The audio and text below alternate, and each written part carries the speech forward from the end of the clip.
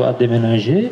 Si je me trompe pas, on ne peut pas les obliger avec un plan, on peut les encourager, mais il y a un système où en fait quelqu'un qui dit, tu sais, finalement, moi je vais le faire de rester ici et je vais payer un supplément au loyer. Je me trompe? Peut-être que, parce que si ça c'est le cas, ça il faut résoudre dans la réforme du bail social, du code. Et deuxièmement, c'est bien de dire, voilà, dans les projets de rénovation ou de construction, il faut prévoir régulièrement 30 ou 35% de logements minimum 3 chambres. On a fait avec le groupe ici, les habitants, une proposition via le Parlement, etc., d'être quand même un peu plus précis. Parce que 3 chambres, pour certains ménages, est quand même pas très grand. Et je sais qu'on crée des 4 et 5 chambres. 5 chambres, c'est déjà très rare. Et que peut-être il faut aussi, dans le cadre du code, être un peu plus fine et dire, voilà, en fonction de la liste de demandes, etc., pourquoi pas dire pas un minimum 3 chambres, mais aussi 4, 5 chambres, etc. Alors au niveau de la pression pour les mutations obligatoires, mais on travaille aussi avec cet impact-là pour les personnes qui ont plus de 65 ans, c'est que dans le logement social, on peut bénéficier de réductions de loyer à condition d'occuper un logement adapté à sa composition de ménage ou d'avoir fait une demande de mutation. Donc à partir du moment où on n'occupe pas un logement adapté à sa composition de ménage, qu'on fait une proposition de mutation et qu'elle est refusée, d'emblée, là, il y a une augmentation importante du loyer. Mais plus, dans la loi, il est aussi prévu que si la personne en mutation obligatoire refuse la mutation, 1, elle paye un supplément, et 2, le conseil d'administration peut lui notifier le congé renom. Donc il peut casser le contrat de bail logement social. Et c'est un débat qui a encore été discuté dans notre conseil d'administration, parce qu'on se dit, bon là, évidemment c'est sensible, c'est délicat, d'aller jusqu'au bout de la mesure, et de se dire, qu'est-ce que va dire le juge de paix aussi, il ne faut pas qu'il nous déboute non plus. Mais il faut aller jusqu'au bout de la démarche et avoir le courage de notifier effectivement un congé renom. Je me présente, je m'appelle Engels Frédéric et ici je parle au nom de tous les résidents qui se trouvent en maison d'accueil, dont moi-même également. Voici ma question. Dans le cadre de votre nouveau plan logement, vous prévoyez d'obtenir 15% de logements publics de type social. S'agit-il de logements gérés aux mêmes conditions d'admission que le logement social ? Samedi dernier, dans le cadre de nos actions, nous avons rencontré le directeur de la CISP des Verts. La question de la mixité sociale semble complexe. Dans les quartiers plus favorisés, les habitants s'opposent régulièrement à la construction de logements sociaux. Comment imaginez-vous imposer l'implantation de 15% de logements sociaux dans ces communes? J'ai également lu dans le journal Métro que vous allez transformer des bureaux en logements. S'agira-t-il de logements sociaux ou de logements à revenus moyens? Merci. Pour la transformation de bureaux en logements, ce sera là aussi les deux, dans la même proportion. Les logements sociaux, logements moyens, si on peut les mettre dans le plan logement. Mais on va aussi permettre à des agences immobilières sociales, qui sont une autre façon de pouvoir se loger à un prix plus attractif que dans le privé, de pouvoir aussi participer à ce type d'opération et peut-être gérer des logements qui seront liés à une transformation de bureaux en logements. Sur l'autre question, sur les 15%. Les 15%, c'est pas 15% de logements sociaux, stricto sensu. C'est 15% de logements publics à finalité sociale. Et là, il y a plusieurs catégories de logements publics ou de réponses par rapport à ça. Il y a tous les logements sociaux, évidemment. Donc là, il y en a plus ou moins 8% actuellement, et ça doit augmenter. Il y a les logements qui appartiennent aux communes ou aux CPAS, et c'est clair que là, ils ne sont pas tous sociaux. Il y a surtout pour des revenus, je dirais, moyens, et parfois même plus. Ce qui a changé, et pourquoi est-ce qu'on les met quand même là-dedans, c'est que aujourd'hui, les communes sont obligées de dire à quelles conditions elles louent ces logements-là. Il y a un débat public dans les communes maintenant. Avant, il faut aussi le reconnaître, c'était parfois la possibilité de faire une politique à la tête du client, sans règles trop respectées, et où on avait des personnes qui avaient des revenus extrêmement hauts, qui pouvaient occuper un logement public de la commune, Donc c'était pas une politique spécialement sociale. Aujourd'hui, les communes peuvent peut-être encore faire ça, mais elles sont contrôlées par le conseil communal. Elles doivent rendre des comptes aussi à la région par rapport à ça. Et donc, je pense qu'il va y avoir une transformation progressive de tout ce patrimoine vers quelque chose qui se rapproche du social, même si ce n'est pas strictement du social. Il y a le fonds du logement, qui lui, pas lui, mais lui, le fonds du logement, a sa politique de... Oui, lui aussi, lui, ça c'est un casta depuis longtemps, mais a ses logements, ses propres logements, qu'on appelle l'aide locative. Et là, c'est presque du logement social, et donc c'est quasi dans ses conditions de revenus. Il y a les 900 prêts par an pour devenir propriétaire, et qui s'adressent très fortement au public des logements sociaux. Et puis, il y a les logements qui sont produits par la SDRB, la Société de développement de la région bruxelloise, où là, c'est pour des revenus moyens. Donc, 15%, c'est des logements publics, en voulant qu'il y ait une connotation sociale.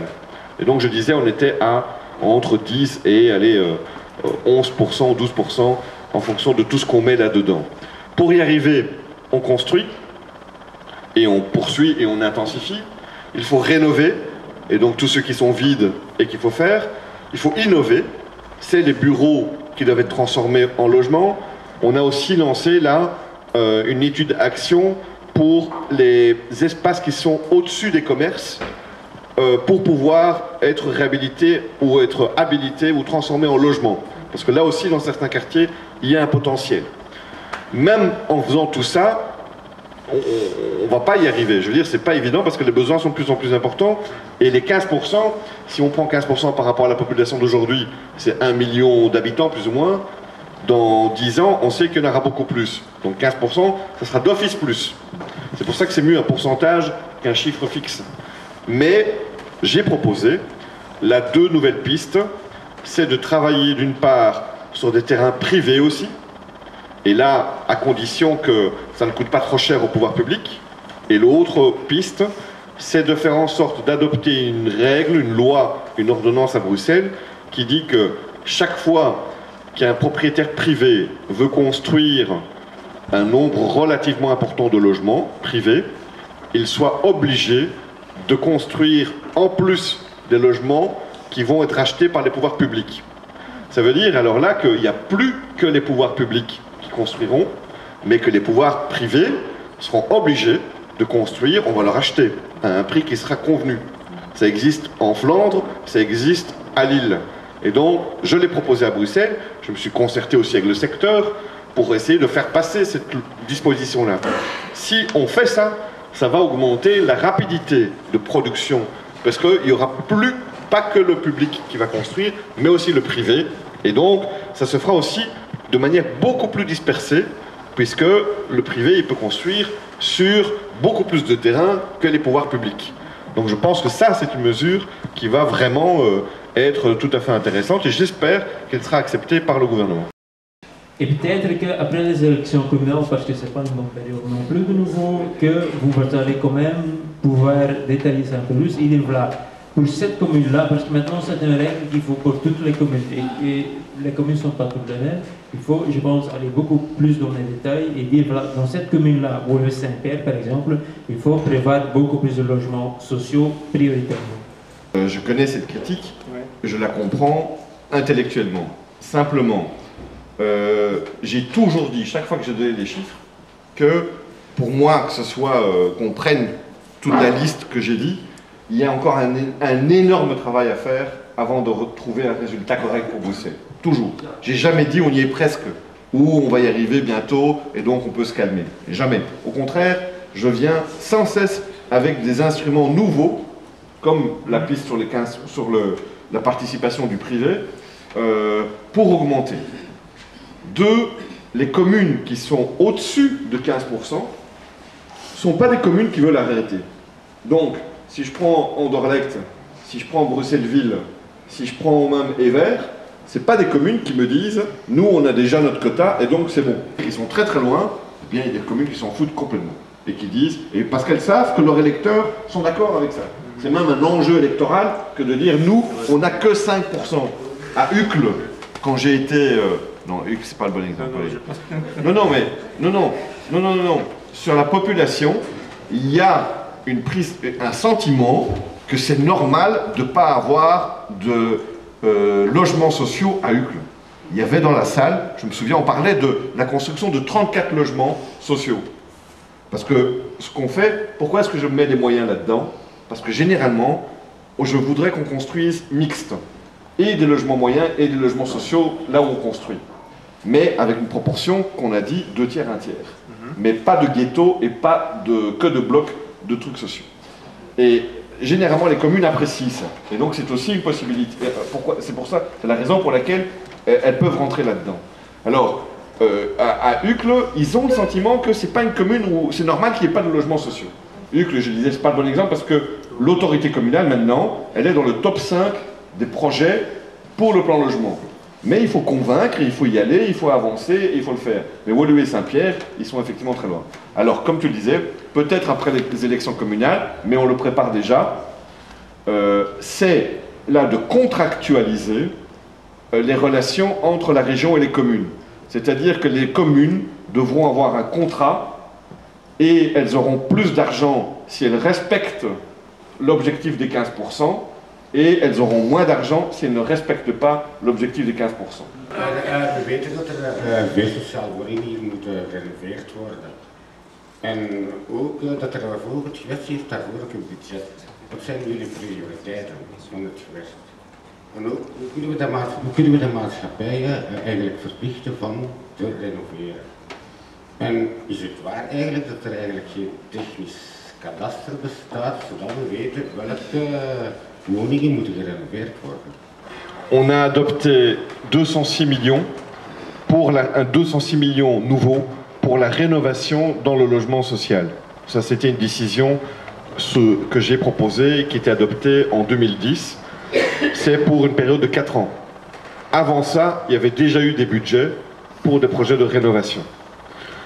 Alors, j'ai octroyé sur les 206 millions, 56 millions un peu en urgence l'année passée déjà, en juillet, en tenant compte des sociétés, d'abord des problèmes d'urgence liés à la sécurité, et ensuite des sociétés qui pouvaient, grâce aux travaux, remettre sur le marché des nouveaux logements. Et troisième critère, des sociétés qui n'avaient pas un retard dans les travaux de rénovation déjà très important avec l'argent qui existait et qui avait été déjà développé il y a plusieurs années. On a adopté au conseil d'administration de la SLRB les 150 autres millions. Alors, j'ai demandé, avant de décider pour les 150 millions, de pouvoir avoir un cadastre technique de la situation de toutes les sociétés. Ça n'a pas été facile. Pendant 1 an, les sociétés, avec la SLRB, ont travaillé pour avoir le cadastre technique. Et je dirais qu'on a bien avancé, mais je le dis, il me manque une information aujourd'hui, où je ne comprends pas que je ne l'ai toujours pas, c'est le nombre de logements vides par société. Et donc, je n'ai toujours pas le nombre de logements vides par société aujourd'hui. Je ne l'ai pas. Et donc, je l'ai demandé 1000 fois. Il y a certaines sociétés qui ne veulent pas partager ce type d'informations. Pour moi, c'est essentiel. Et donc, j'ai dit que je ne déposerai pas le plan de rénovation des 150 millions qui intéresse très fort les sociétés, tant que je n'ai pas cette information. Parce qu'il faut beaucoup plus de transparence dans le secteur. Si on n'a pas ces informations, on ne sait pas où est-ce qu'il est prioritaire de mettre l'argent pour pouvoir faire des travaux de rénovation et justement remettre sur le marché des logements vides. Il y a aujourd'hui plus ou moins 1700 logements, on me dit globalement, qui sont vides parce qu'ils attendent une rénovation. Il y en a d'autres qui sont vides, mais parce qu'ils attendent de nouveaux locataires, et ça c'est normal. Mais 1700 c'est beaucoup, c'est énorme, et donc je voudrais savoir où est-ce qu'ils sont tous situés de manière précise, pour qu'il y ait un plan de rénovation sur chacun de ces logements-là, ce qui est tout à fait normal dans la situation dans laquelle on est.